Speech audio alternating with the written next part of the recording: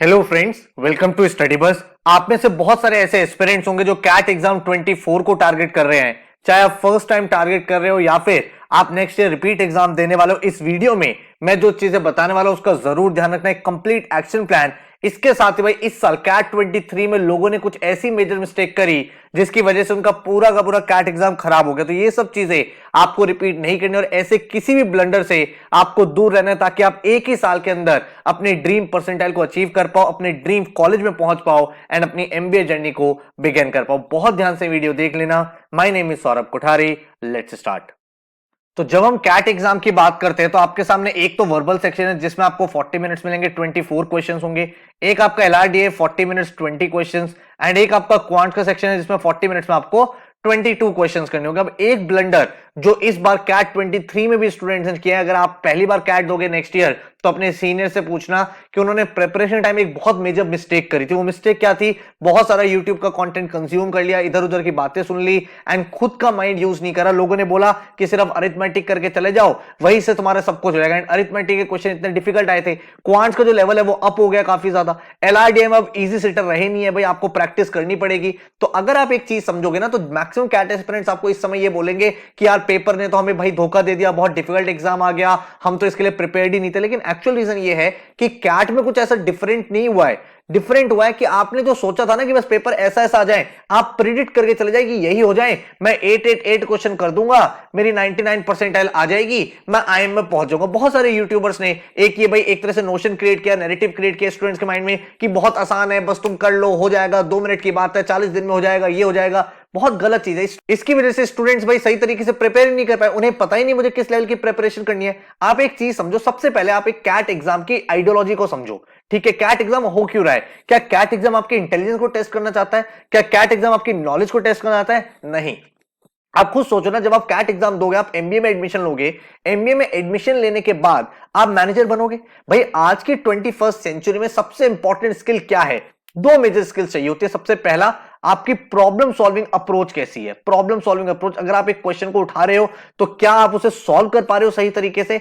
And दूसरा, time management. आप खुद सोचो, अपने आसपास देखो, तो आप 5 मिनट जब एनालाइज करोगे तो आपको रियलाइज होगा कि दुनिया में इतना ज्यादा कंपटीशन है डिफरेंट डिफरेंट कंपनीज में। एक जैसी बहुत सारी कंपनीज आ रही हैं। अगर आप फूड डिलीवरी देखोगे तो जोमैटो है तो स्विगी भी है, अगर आप ऑनलाइन शॉपिंग देखोगे अमेजॉन है तो फ्लिपकार्ट भी है, अगर आप किसी भी चीज में देखोगे, आप यूपीआई देखोगे गूगल पे है, फोन पे भी है। तो वहां पे क्या चीज डिफरेंशिएट करती है एक कंपनी को दूसरी कंपनी से? 2 कंपनीज के बीच में सारे रिसोर्सेज सेम हो सकते हैं, मशीनरी सेम हो सकती है, फंडिंग इक्वल रेस कर सकते हैं। जो डिफरेंशिएट करेंगी वो करेंगे उनके जो पीपल हैं, है ना भाई। आप खुद सोचो, ये एक ऐसी चीज है जो भाई डिफरेंशिएटिंग फैक्टर है। आज के डेट में एआई का टाइम है, लोग सेम आंसर्स को रेप्लिकेट कर सकते हैं चैट जीपीटी से, लोग सेम तरीके से मशीन्स ला सकते हैं, सेम तरीके से इंफ्रास्ट्रक्चर बना सकते हैं, एक्सपेंशन स्ट्रेटजी को समझ सकते हैं। लेकिन जो उस कंपनी के लोग हैं, जो उस कंपनी के मैनेजर्स होंगे, जो डिसीजन मेकर्स होंगे, उनका माइंड किस तरह से काम करता है, वो कितने अच्छे से सिचुएशन को एनालाइज करते हैं, वही एक कंपनी को सक्सेसफुल बनाएगा। अब कैट एग्जाम इन्हीं 2 चीजों को टेस्ट करता है भाई। अगर उसे नॉलेज टेस्ट करनी होती है, उसे अगर बहुत ज्यादा इंटेलिजेंस टेस्ट करनी होती तो वो भाई 5-7 क्वेश्चन दे देता ओलंपियाड लेवल के और कहता है भाई आप इनको सॉल्व करते रहो। वो ये कहता है कि आपके सामने 24 क्वेश्चंस है, आपको सारे क्वेश्चंस करने ही नहीं है। कोई भी कंपनी एक्सपेक्ट नहीं करती कि एक मैनेजर जो है वो सारी की सारी प्रॉब्लम्स को सॉल्व कर दे। वो ये एक्सपेक्ट करती है अगर आप एक मैनेजर और एक अच्छे मैनेजर हो तो चाहे आप आउट ऑफ 24 8 प्रॉब्लम सॉल्व करो, 9 प्रॉब्लम सॉल्व करो, लेकिन उसे सही से सॉल्व करो एंड टाइमली सॉल्व करो। सही से सॉल्व करना इसलिए इंपॉर्टेंट है क्योंकि आज के डेट में इतना कंपटीशन है ना कि आप ऐसा नहीं कर सकते कि गलतियां करी फिर उसको रेक्टिफाई कर रहे हो, फिर आप वापस से रिपीट कर रहे हो एक्सपेरिमेंट को। इतने में तो दूसरी कंपनी बहुत आगे चली जाएगी। सिमिलरली भाई टाइम ही हमारे पास बहुत लिमिटेड है भाई। आज की डेट में जितनी जल्दी चीजें होंगी, आप खुद सोचो ना, अमेजॉन लेके आता है दिवाली की सेल, फ्लिपकार्ट भी लेके आ जाता है, फिर उधर से वॉलमार्ट की अपनी फंडिंग चल रही है, इधर भाई और भी अदर कंपनीज है जो कहती है, मिंत्रा जैसी कंपनीज हो गई, या फिर अगर आप देखोगे मीशो जैसी कंपनी हो गई जो भाई बूम कर रही है। डिलीवरी की बात आती है, अलग अलग कंपनीज है, ओला कोई फीचर लेके आती है, वो उबर भी इंप्लीमेंट करता है। तो बहुत लिमिटेड टाइम में चीजों को करना है और इसीलिए कैट एग्जाम में चीजें चेंज हो रही है। अब ऐसा नहीं है कि आप पहले से प्रेडिक्ट करके चले जाओगे एग्जाम में। मैंने आपको कितनी बार वीडियोस में बोला था कि सिलेबस को छोड़ो मत, सब चीजों करो, लेकिन नहीं, आपने बहुत सारी चीजों को फॉलो किया, गलत चीजों को कंज्यूम किया, आपने अपने माइंड में एक नैरेटिव डेवलप किया, अरे कैट तो आसान है, 5 क्वेश्चन तो हो ही जाएंगे, 7 क्वेश्चन तो हो ही जाएंगे, अरे ये तो कोई भी कर लेता है। ऐसा नहीं होता यार। एक एग्जाम की तैयारी करनी पड़ती है, एक नेशनल लेवल का एग्जाम है, इसके थ्रू आप इंडिया के मोस्ट रेप्यूटेड इंस्टीट्यूट्स आईएम्स में जाने वाले हो, जिसकी वर्ल्ड वाइड एक लेगेसी है। आप दुनिया के बड़ी बड़ी कंपनीज के मैनेजर्स बनोगे, आप एफएमएस से निकलोगे, एक्सएलआई से निकलोगे, तो आपका थॉट प्रोसेस वैसा होना भी तो चाहिए। अब आप एक चीज सोचो, जब कोविड आया था क्या किसी ने भी एक्सपेक्ट किया था कि भाई कोविड जैसी सिचुएशन आ जाएगी, पूरी की पूरी दुनिया को ऑनलाइन ट्रांजिशन होना पड़ा। उस टाइम वो मैनेजर जो जल्दी डिसीजंस ले पा रहे थे, जल्दी चीजों को इंप्लीमेंट कर पा रहे थे, वो कंपनी सक्सेसफुल हो गई। और उसके बाद उसका फ्यूचर को प्रेडिक्ट करना, बहुत सारे लोगों ने ये सोचा था पूरी दुनिया ऑनलाइन ही हो जाएगी, ऑफलाइन कुछ होगा ही नहीं, बट उसके अलावा कुछ कंपनीज ऐसी थी जिन्होंने ऑफलाइन में अपने आप को एक्सपैंड किया एंड आज वो ज्यादा सक्सेसफुल है। कोविड के बाद चीजें नॉर्मल हो गई जो एक्सपेक्ट नहीं किया जा रहा था। तो ऐसी सिचुएशंस में एक मैनेजर कैसे डिसीजन लेगा, इसके लिए जरूरी है ना कि आप अनप्रिपेयर्ड सिचुएशन में, आप अनएक्सपेक्टेड सिचुएशन कैसे रिएक्ट करते हो। अगर आप कैट 23 का पेपर देखोगे तो इस बार क्या हुआ, इस बार अरिथमेटिक की जगह एल्जेब्रा ने डोमिनेट कर लिया पेपर को। क्वांट्स में इतने सारे एल्जेब्रा के क्वेश्चंस आ गए और अरिथमेटिक के जो क्वेश्चन थे वो इजी नहीं थे। एलआरडीए में जब हर बच्चा ये मान के जाता है कि एक सेट बहुत आसान होता है, इस बार उन्होंने ऐसा किया ही नहीं। इस बार उन्होंने कहा भाई चारों सेट्स इक्वल लेवल पे हैं, आप कोई भी दो सेट उठा के सॉल्व कर सकते हो। नहीं तो हर साल क्या रहता था, एक इजी क्वेश्चन, एक डिफिकल्ट क्वेश्चन और दो सेट्स आपके वो सेट्स होते थे जो मॉडरेट होते थे। इस बार चारों मॉडरेट थे, आप उठाओ कौन सा सेट उठाओगे, आप आराम से सॉल्व कर सकते थे 40 मिनट्स में एक या दो सेट्स। द प्रॉब्लम वाज कि आपको पता ही नहीं था मुझे कौन सा क्वेश्चन करना है, आप प्रिपेयर्ड ही नहीं थे कि ऐसी पैनिक सिचुएशन भी आ सकती है मेरे सामने जब पेपर वैसा नहीं होगा। और ये रियलिटी है, ये कॉर्पोरेट वर्ल्ड की रियलिटी है, स्टार्टअप वर्ल्ड की रियलिटी है। आप खुद देखो, अगर आप थोड़ा सा रीड करते हो, आपने थोड़ा देखा होगा वी वर्क जैसी कंपनी जो एक टाइम पे दुनिया की one of the most valued startups थी, जिसकी वैल्यूएशन 40 से 50 बिलियन डॉलर्स की कहा जाता था, आज वो बैंकरप्सी हो गई है यार। वो कंपनी बंद होने को तैयार हो रही है। क्यों? क्योंकि लोग सही से डिसाइड नहीं कर पा रहे, उनके मैनेजर्स उतने इक्विप्ड नहीं है। क्यों? क्योंकि उनको पता ही नहीं है मुझे डिसीजंस कैसे लेने हैं, उनको पता ही नहीं है डायनामिक एनवायरनमेंट में फंक्शन कैसे करना है। क्यों? क्योंकि वो एक नॉर्मल, एक लीनियर तरीके से पढ़ के आ गए कि इन चीजों को ऐसे ऐसे करते हैं और ये चीज इंप्लीमेंट करनी है। लेकिन अगर कोई भी out of the box situation आ गई कोविड जैसी, उस टाइम पे क्या रिएक्शन है, किस तरह से कंपनी को आगे लेके जाना है, वो उन्हें पता ही नहीं है। और ये चीज इस बार कैट नहीं करी कि भाई आपको हम लोग पेपर देंगे, आपने तैयारी करी। अगर एक वेल प्रिपेयर्ड स्टूडेंट हो, जिसके बेसिक स्ट्रांग है, जिसने प्रैक्टिस करी है, जिसने हर टाइप के क्वेश्चन को प्रैक्टिस किया है, जिसने मेहनत करी है, मॉक्स लगाया, एनालिसिस किया है, हर एक टाइप की सिचुएशन से डील किया है, उसने पेपर को क्रैक कर लिया। और मैक्सिमम स्टूडेंट जिन्होंने एक रॉन्ग नैरेटिव को फॉलो कर लिया कि भाई 888 फॉलो कर लो, 444 फॉलो कर लो, 999 फॉलो कर लो, कुछ भी नहीं कर पाए वो बच्चे। वो स्टक हो गए कि हम करें तो करें क्या। और जब मैंने कैट से पहले एक स्ट्रेटजी वीडियो बनाई भी थी, उसमें मैंने बोला था आपका एक ही माइंडसेट होना चाहिए, अटेम्प्ट्स को मैक्सिमाइज करना है। उस टाइम में पेपर के मेरिट को देखना है कि पेपर डिफिकल्ट आया कि आसान आया है। आसान आया तो ज्यादा क्वेश्चन करने हैं, डिफिकल्ट आया तो अपने क्वेश्चंस को पिक करके मिनिमम क्वेश्चन लेकिन ज्यादा एक्यूरेसी के साथ करना है। यही तो क्वालिटी गुड मैनेजर की होती है। आप खुद सोचो, आपको हो सकता है जो मैं चीज बोल रहा हूं थोड़ी सी रैशनल लॉजिकल लग रही होगी, हवा में बात नहीं कर रहा हूं कि 777 666 ऐसे नहीं होता यार। कैट एक नेशनल लेवल का एग्जाम है। ऐसा नहीं होता है कि आप किसी साइंटिस्ट की प्रोफाइल देख के पेपर को डिकोड कर लोगे। ऐसा नहीं होता है कि आपने 4 साल का पेपर का ट्रेंड एनालिसिस कर लिया और आप बता दोगे इस साल ये वाले क्वेश्चन आएंगे। ऐसा होता तो फिर तो इस क्वेश्चन की क्रेडिबिलिटी क्या रहती, इस पेपर की क्रेडिबिलिटी क्या रहती। इसीलिए बार बार हर बार मैं आपसे ये चीज बोलता हूं कि एक चीज को माइंड में लेके चलो कि भाई पेपर जो है ना उसके लिए फुल्ली प्रिपेयर्ड होना पड़ेगा। अब आप ये नहीं कर सकते कि 1 महीने पढ़ के गए और एग्जाम क्रैक कर लोगे, 2 महीने पढ़ के गए एग्जाम क्रैक कर लोगे। अब आपको 9 से 12 मंथ्स डिवोट करने पड़ेंगे, मेहनत करनी पड़ेगी, तब जाके आपके फंडामेंटल्स डेवलप होंगे, तब जाके आप मैक्सिमम टाइप के क्वेश्चंस को कवर कर पाओगे। और जो स्टूडेंट 1 साल से तैयारी कर रहा था ना, आप उस स्टूडेंट से आगे अभी भी पूछ लेना, वो ये नहीं बोलेगा मेरा पेपर खराब हुआ है, वो बोलेगा भाई मैं वेट कर रहा हूं रिजल्ट का, क्योंकि उसको पता है मैंने कम क्वेश्चंस करे लेकिन मेरी एक्यूरेसी स्ट्रांग है। और आप देख लेना उनकी परसेंटाइल कितनी बेटर आएगी।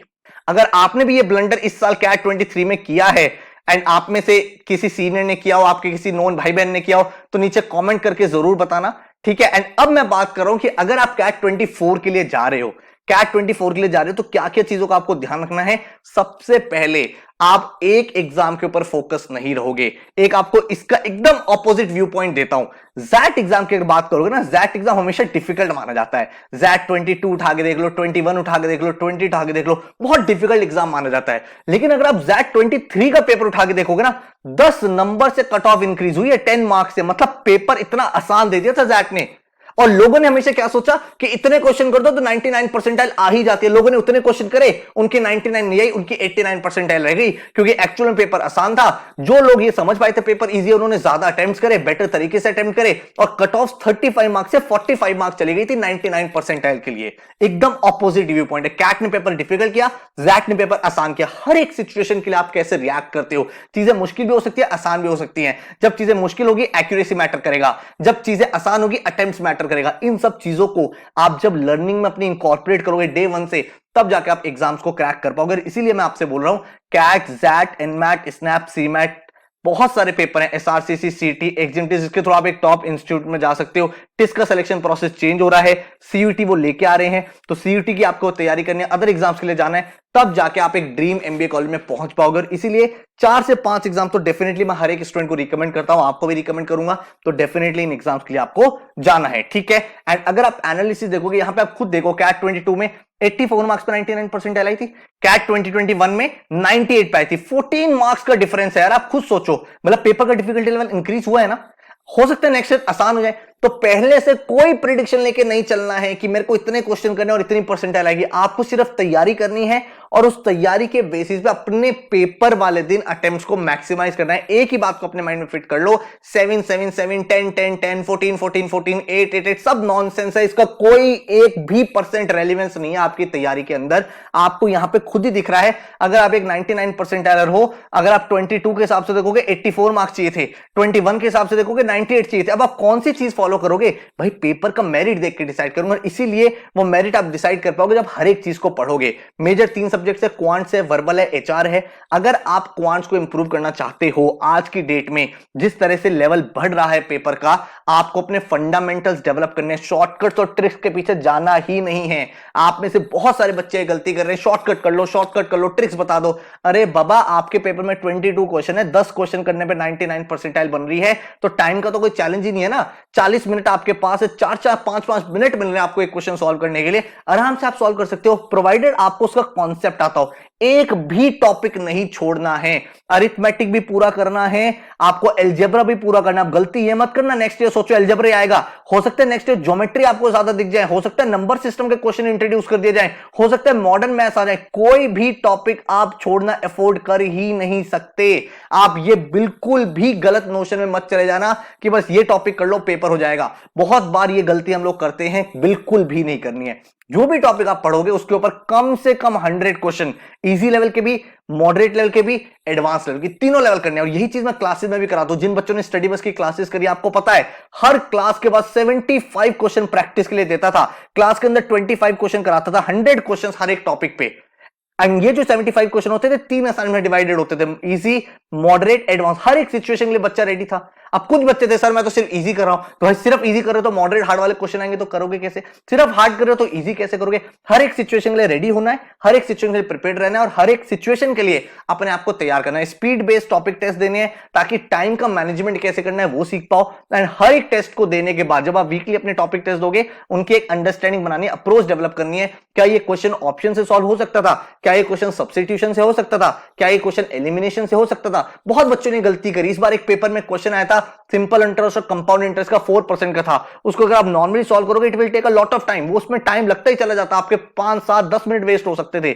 बट जो बच्चा थोड़ा सा लॉजिकल था, उसने ये समझा यार जब कंपाउंड इंटरेस्ट होगा that will be always greater than simple interest, और उसने सिंपल इंटरेस्ट कैलकुलेट कर लिया। सिंपल इंटरेस्ट कैलकुलेट करते ही उसके 2 ऑप्शंस एलिमिनेट हो गए, बाकी बचे 2 ऑप्शंस। उसमें से उसने अगर थोड़ी सी अंडरस्टैंडिंग लगाई होगी तो उसे पता चल गया होगा यार ये तो बहुत ही मार्जिनल डिफरेंस है सिंपल इंटरेस्ट से, इतना तो होगा नहीं, ज्यादा वाला आंसर रहा होगा। तो इस तरह से लोगों ने क्वेश्चंस को सॉल्व करे हैं। लेकिन वो अप्रोचेस आप तभी सीख पाओगे जब आपके फंडामेंटल्स बहुत स्ट्रांग होंगे, जब आपकी कॉन्सेप्ट बिल्डिंग स्ट्रांग होगी। ओके, देन अगर मैं बात करूं आपसे एलआरडीए की, तो एलआरडीए में आपको अगेन काफी प्रैक्टिस चाहिए। आपको पहले अपने फंडामेंटल्स डेवलप करने पड़ेंगे। गेम्स एंड टूर्नामेंट में नॉकआउट क्या होता है, एलिमिनेशन क्या होता है, क्रिटिकल पाथ में रूट कैसे बनाते हैं, नेटवर्क कैसे बनाते हैं, अरेंजमेंट्स में लीनियर, सर्कुलर, कॉम्प्लेक्स, हर एक टाइप आपको पढ़ना पड़ेगा। और एलआरडीए ऐसा नहीं है जो आप 1 मंथ में इंप्रूव कर सकते हो। एलआरडीए में हर दिन आपको 2 सेट लगाने हैं विदाउट सीइंग द सॉल्यूशन। आराम से आप टाइम स्पेंड करो, देखो उस पजल को कैसे सॉल्व किया जा सकता है। 30 मिनट्स, 40 मिनट्स, 50 मिनट्स इन्वेस्ट करो एंड उसके बाद अपने सॉल्यूशन पे पहुंचो। एंड बहुत इंपॉर्टेंट, आप कैट के लास्ट के 5 इयर्स के पेपर जरूर करो, तभी आपको पता चलेगा क्वेश्चन किस टाइप के आ रहे हैं एंड उससे अलग क्या क्या चीजें बन सकती है। उसके लिए टाइमर बेस्ड टेस्ट लगाओ, टाइमर बेस्ड 40 मिनट्स के टेस्ट लगाने हैं, सेक्शनल टेस्ट, और तब आपको पता चलेगा हाँ यार ये चीजें करनी है। तो जब आप प्रिपरेशन स्टार्ट कर रहे हो, स्टार्टिंग के 3 मंथ्स में आप अपने सारे टॉपिक खत्म कर सकते हो, 2 मंथ्स में सारे टॉपिक खत्म कर सकते हो। हर दिन आपने 2-2 सेट लगाए तो 50-60 जब सेट सॉल्व हो गए, उसके बाद आप टाइमर बेस्ड प्रैक्टिस पे आ जाओ, जहां पे आप 40 मिनट का टेस्ट लगा रहे हो। अब आपको आर्ट सीखनी है, कौन से वो 2 सेट है जो मैं उस विद इन टाइमर सॉल्व कर सकता हूं, वो सब चीजें आप यहां पे डेवलप कर पाओगे। सिमिलरली इंग्लिश की बात करें, बहुत स्टूडेंट्स ने इस साल क्या प्रॉब्लम फेस करी भाई, उनकी रीडिंग स्पीड इतनी स्लो है, वो सारे पैसेजेस रीड ही नहीं कर पाए। तो आपको भाई न्यूज़पेपर रीडिंग की हैबिट सबसे पहले डालनी है।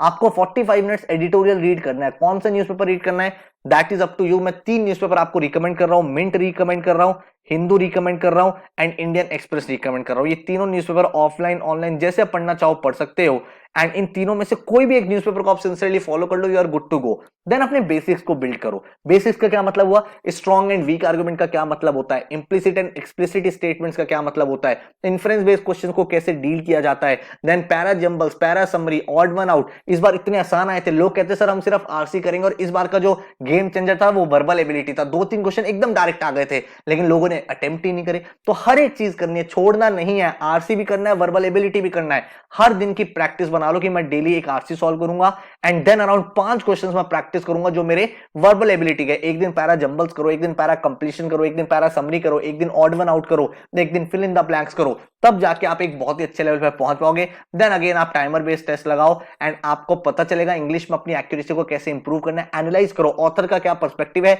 और आप क्या चीज गलती कर रहे थे। इस बार भी मेजरली लोग वहीं पे स्टक हुए हैं, 4 ऑप्शन में से 2 को एलिमिनेट कर दिया, 2 में कंफ्यूज हो गए। उस कंफ्यूजन को दूर करने के लिए जब तक आप ऑथर की अंडरस्टैंडिंग डेवलप नहीं करोगे, वो क्वेश्चन कैसे सॉल्व कर रहा है आप उसको क्रैक नहीं कर पाओगे। ठीक है, हम लोगों की भाई यही स्ट्रैटेजी रहती है। मैं ड्रीम बैच, पहला बैच स्टार्ट कर रहा हूं कैट 24 एमबीए 24 का 15 दिसंबर से, जिसमें हमारा जो माइंडसेट है, जो हमारी पूरी जर्नी रहने वाली है, वो 3 स्टेप्स में रहने वाली है। पहला स्टेप है बेसिक सेशंस, देन है एडवांस वर्कशॉप एंड देन है इवैल्यूएशन टाइम। बेसिक सेशन में हर एक टॉपिक बिल्कुल कॉन्सेप्ट क्लैरिटी से एप्लीकेशन तक हम लोग करेंगे। हर एक टॉपिक के 100 क्वेश्चंस प्रैक्टिस करेंगे, ताकि डिफरेंट काइंड ऑफ जितने भी क्वेश्चंस हैं उससे आप डील कर पाओ। Advance workshop, CAT advance workshop आपने देखा होगा, काफी लोगों ने हमारी वर्कशॉप को ज्वाइन किया था, काफी बेनिफिट मिला, क्वेश्चंस को वो फेस कर पाए। उसमें हमारा फोकस है improving accuracy and reducing time taken per question. Then evaluation, constant level पे मैं जितने भी असाइनमेंट कराता हूं सारे टाइमर बेस कराता हूं।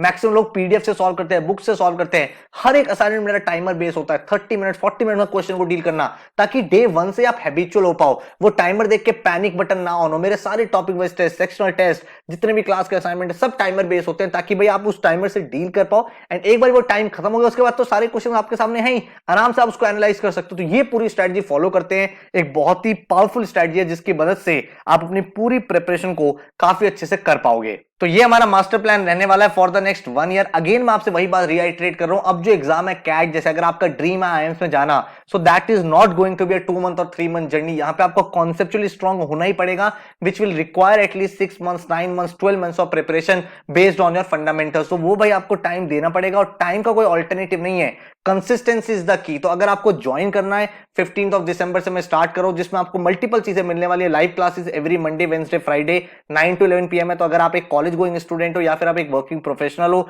You can attend these classes. कोई क्लास मिस हो जाती है उसकी रिकॉर्डिंग आपको मिलेगी। आपको भाई 11 फिजिकल बुक्स मिलेंगी जो आपके घर पे आएंगी। उन फिजिकल बुक से आपका लर्निंग एक्सपीरियंस और ज्यादा बेटर होगा। हर एक बच्चे का यूनिक इंडिविजुअल पोर्टल होगा, जहां पे topic wise test, assignment, full length mock सब कुछ होगा।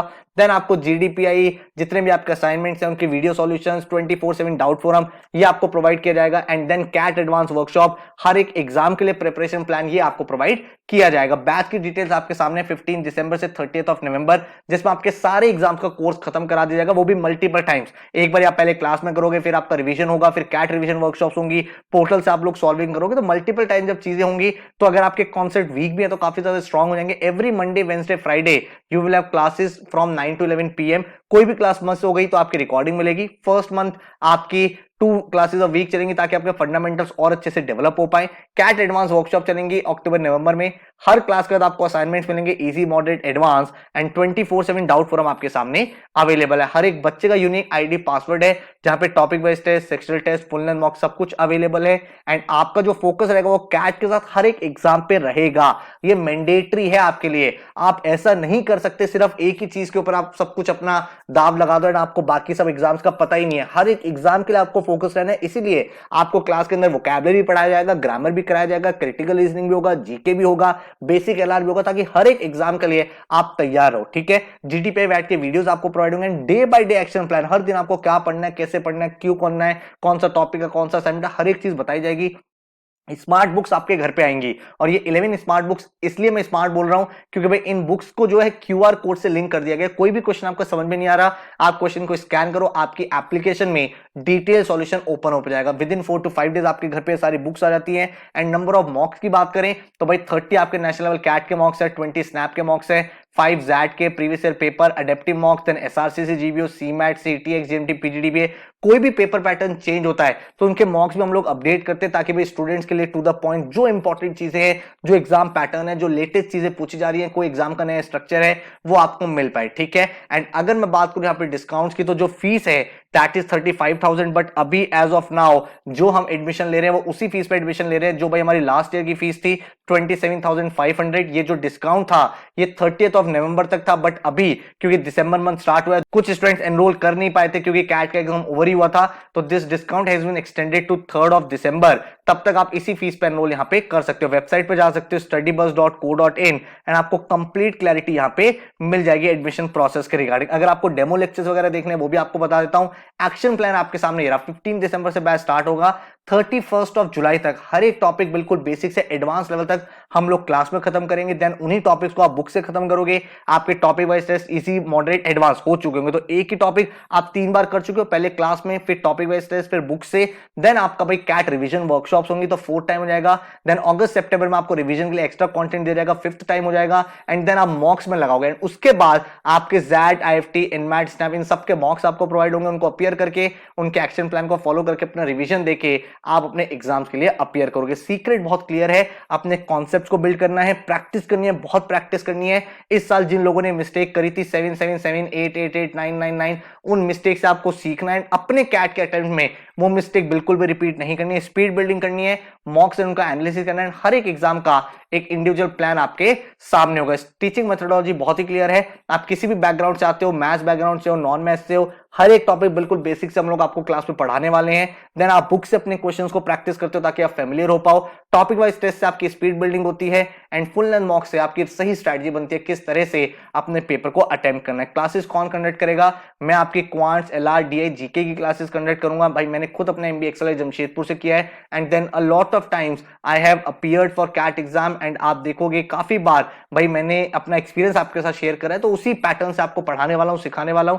एंड अनुभव सर आपका पूरा का पूरा वर्बल डील करेंगे। अगर आपको डेमो देखना है तो नीचे डिस्क्रिप्शन में डेमो अवेलेबल है। लास्ट ईयर की लाइव क्लास का लिंक मैंने अपलोड कर दिया है, तो आपको बिल्कुल क्लैरिटी मिल जाएगी किस तरह से टॉपिक हम क्लास में पढ़ाते हैं, बेसिक से लेकर एडवांस तक किस लेवल पे जाते हैं। क्लास में यही कॉन्वर्जेशन होता है। अगर आपको कोई भी डाउट है देन एंड देयर आप क्लास के अंदर अपने सारे डाउट्स को क्लियर करते हैं। डिटेल एक्शन प्लान आपके सामने, हर एक डेट का, क्या डेट को कौन सा टॉपिक है, कौन सा असाइनमेंट है, तो आपको क्लैरिटी मिलती है। तो अगर आप एक ऐसे स्टूडेंट हो जो एक सीरियस एस्पिरेंट है, जो मेहनत करने के लिए रेडी है, आपको ये नहीं पता किस तरह से करनी है, बट आप एफर्ट में कोई कमी नहीं रखोगे, then you will get 100% effort from our side. And आपको मैं पहले ही बता रहा हूं, किसी भी एग्जाम को क्रैक करने के लिए एक कोचिंग का जो रोल है ना वो 20 से 30% है। भाई वो आपको सही से अच्छे से पढ़ा सकता है, बुक्स दे सकता है, क्वेश्चन दे सकता है, आपको मॉक्स दे सकता है, उसका एनालिसिस करा सकता है, बट जब तक आप खुद से पेन उठा के क्वेश्चन को सॉल्व नहीं करोगे, आप खुद से बैठ के वो मॉक्स नहीं लगाओगे, खुद से बैठ के वो जब टाइम नहीं दोगे एनालिसिस में, तब तक आपका रिजल्ट नहीं आएगा, नहीं आएगा, नहीं आएगा। बेकार की बातें जितनी भी यूट्यूब पे हो रही हैं कि बिना पढ़े पेपर क्रैक हो जाएगा, ये 5 क्वेश्चन कर लो, ये 4 क्वेश्चन कर लो, ऐसे एग्जाम्स क्रैक नहीं होते हैं। 60 to 70% एफर्ट बच्चे को लगाना पड़ेगा। आप अगर 1 ईयर यहाँ पे मेहनत करने के लिए तैयार हो तो भाई फिर जो कोचिंग का रोल है वो यहाँ पे काफी इंपॉर्टेंट हो जाता है। इसीलिए आप देखोगे पूरे इंडिया में जितने भी टॉप एमबीए इंस्टीट्यूट्स है वहां पे आज की डेट में स्टडी बस के स्टूडेंट्स है, क्योंकि मेरा जो फंडा है बहुत क्लियर है कि प्रॉपर कोचिंग के साथ पर्सनल डेडिकेशन अगर कंबाइन हो जाए then you will get successful results. और इसी वजह से अगर आप देखोगे कैट में, आप देखोगे टॉपर्स यहाँ पे काफी सारे निकले हुए हैं, जो IIM बैंगलोर, अहमदाबाद, एफएमएस जैसे कॉलेजेस में गए। आदित्य गर्ग 99.92, 99.80, रुद्र 99.66, सिद्धार्थ 99.47, सुनिष्ठा 99.29, ऐसे 99 परसेंटाइल्स काफी सारे हैं। एंड ऐसे भी बहुत बच्चे हैं जिनका रिजल्ट आया ही नहीं, भाई वो भी हमारी कोचिंग में पढ़ के गए, लेकिन उनका 40 परसेंटाइल 50 परसेंटाइल। अगेन आप खुद सोचो ना, सेम स्टूडेंट्स हैं, लेकिन एक बच्चे का मेरी क्लास में 99 आ रहा है, एक में 40 आ रहा है। क्यों? क्योंकि हम लोग तो वही पढ़ा रहे हैं, बट वो क्लास के बाद मेहनत नहीं कर रहा। हम 2 घंटे क्लास कर रहे हैं, वो उसके बाद एडिशनल 2 आवर्स नहीं लगा रहा प्रैक्टिस में, वो असाइनमेंट्स को सॉल्व नहीं कर रहा है, वो क्लासेस में इरेगुलर हो रहा है, तो फिर आपका रिजल्ट नहीं आएगा। अगर आप एक सीरियस एस्पिरेंट हो, अगेन उसी बात पे मेरा पॉइंट ऑफ व्यू है कि अगर आप एक सीरियस स्टूडेंट हो, आपको पता है सर मैं मेहनत करने के लिए तैयार हूं, then CAT XAT any exam you are appearing, definitely आप कोई ना कोई अच्छा एग्जाम क्रैक करके अपने ड्रीम कॉलेज में पहुंच सकते हो। आकाश की स्टोरी बड़ी इंस्पायरिंग है।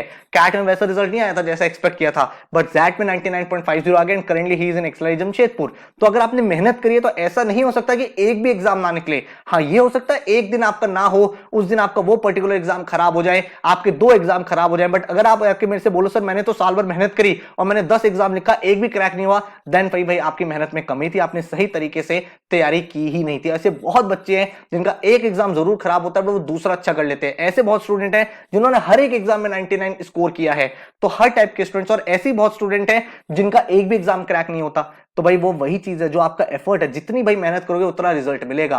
एंड वो मेहनत करने के लिए अगर आप तैयार हो तो हर एक एग्जाम में आप यहाँ पे रिजल्ट दे सकते हो। बहुत सारे स्टूडेंट्स निकलते हैं और हर साल ऐसे स्टूडेंट्स होते हैं जो नहीं भी निकल पाते, एंड वो जब इंट्रोस्पेक्ट करते हैं, वो बैठ के सोचते हैं, उनको रियलाइज होता है कि यार उतनी मेहनत नहीं करी थी जितनी इस एग्जाम में डिमांडेड थी, जितना मुझे एफर्ट लगाना चाहिए था। मैक्सिमम टाइम उन्होंने यूट्यूब पे स्पेंड कर दिया स्ट्रेटजी सुनने में, रात को लाइव सेशन सुनने में, या फिर भाई बेकार की चीजों में, बट टू द पॉइंट जो रेलिवेंट कंटेंट है, जो तैयारी के लिए आपको चीजें चाहिए, वो नहीं फॉलो करी। तो अगर आप एक कैट 24 के सीरियस एस्पिरेंट हो तो मैं आपसे ये रिकमेंड करूंगा, आपको सजेशन दूंगा कि जरूर किसी कैट 23 वाले बच्चे से बात करो जिसने कैट 23 का एग्जाम दिया। उससे पूछो कि भाई तूने क्या क्या गलतियां की थी, उन गलतियों को रिपीट मत करो। एक स्मार्ट इंसान वही होता है जो दूसरों की गलतियों से सीख के उसको रिपीट नहीं करता। खुद गलती करके तो आप सीख जाओगे, बट उसमें टाइम ज्यादा लगेगा। Getting my point? तो इस चीज को अगर आप फॉलो करने के लिए रेडी हो, आपको जो मैंने पूरा प्लान बताया वो आपको समझ में आया, आपको लगता है हमने ठीक चीजें पढ़ाई हैं, आपको डेमो क्लास देख के एक सेटिस्फेक्शन होता है, तो जरूर नीचे जाओ, डिस्क्रिप्शन में डेमो क्लास है, आराम से देखो। अगर आपको लगे हाँ मेरे को क्वांट समझ में आ रहा है, मेरे को वर्बल समझ में आ रहा है, मेरे को एलआरडीए समझ में आ रहा है, तो आप कोचिंग ज्वाइन करो। कोई भी कोचिंग आप ज्वाइन करो तो पहले उसके डेमो लेक्चर्स को देखो, उसकी अंडरस्टैंडिंग देखो। सिर्फ भाई बेकार की हवा वाली बातों से इंप्रेस नहीं होना है। क्वालिटी टीचिंग क्या है, क्या उस प्लेटफॉर्म पे? अगर क्वालिटी टीचिंग है, अगर टीचर मेहनत कर रहा है, अगर आपको समझ में आ रहा है, तो आप डेफिनेटली वहां पे जाओ। कोई भी coaching, beat any other coaching, जहां पे भी आप जाना चाहते हो, आराम से सब कोचिंग के डेमो देखो, जहां पे मैक्सिमम लेवल ऑफ सेटिस्फेक्शन मिले वहां पे जाओ और उस कोचिंग को ज्वाइन करके फिर उसी को फॉलो करो। फिर इधर उधर डिस्ट्रैक्ट मत हो, फिर इधर उधर रैंडम टेलीग्राम ग्रुप के पार्ट मत बनो, फिर सिर्फ उसी कोचिंग में जो आपके मेंटर आपको सिखा रहे हैं उसको फॉलो करते रहो, क्योंकि उन लोगों ने आपसे ज्यादा बार इस एग्जाम को देखा है, आपसे ज्यादा बार स्टूडेंट्स को ट्रेन किया है, एंड आपसे ज्यादा भाई उनको अंडरस्टैंडिंग इस पर्टिकुलर एग्जाम की। तो फॉर श्योर वो आपके ऊपर बिल्कुल 100% ऑनेस्टी के साथ मेहनत करेंगे। एक बार सही कोचिंग सेलेक्ट हो गया, उसके बाद जैसा जैसा आपके मेंटर बताते रहे वैसे वैसे पढ़ते रहो, एंड अपने एग्जाम को क्रैक करके एक ड्रीम एमबीए कॉलेज में एडमिशन लेके अपनी एमबीए जर्नी को बिगन करो। कोई और क्वेश्चन है, क्वेरी है, तो ये हमारा हेल्पलाइन नंबर है, इस नंबर पे आप कॉल या मैसेज कर सकते हो। एंड अगर कोई और क्वेश्चन है वेबसाइट पे जा सकते हो, अदरवाइज कमेंट कर दो। डेमो लेक्चर देख सकते हो। ड्रीम बैच स्टार्ट हो रहा है 15 दिसंबर से, लाइव क्लासेस में आपकी कंडक्ट होने वाली है, पूरी चीजें ऑलरेडी बता चुका हूं। फिर भी आप कुछ जानना चाहते हो तो यहाँ पे कॉल करके भी प्रॉपर काउंसलिंग इंक्वायरी कर सकते हो। So all the very very best. जो भी मैंने मिस्टेक्स बताई, जो भी मैंने ब्लंडर्स बताए, उसको मत रिपीट करना, and then you are definitely in a good space जहां पे आप इन एग्जाम्स को अच्छे से क्रैक कर पाओगे। Thank you so much, take care, good luck.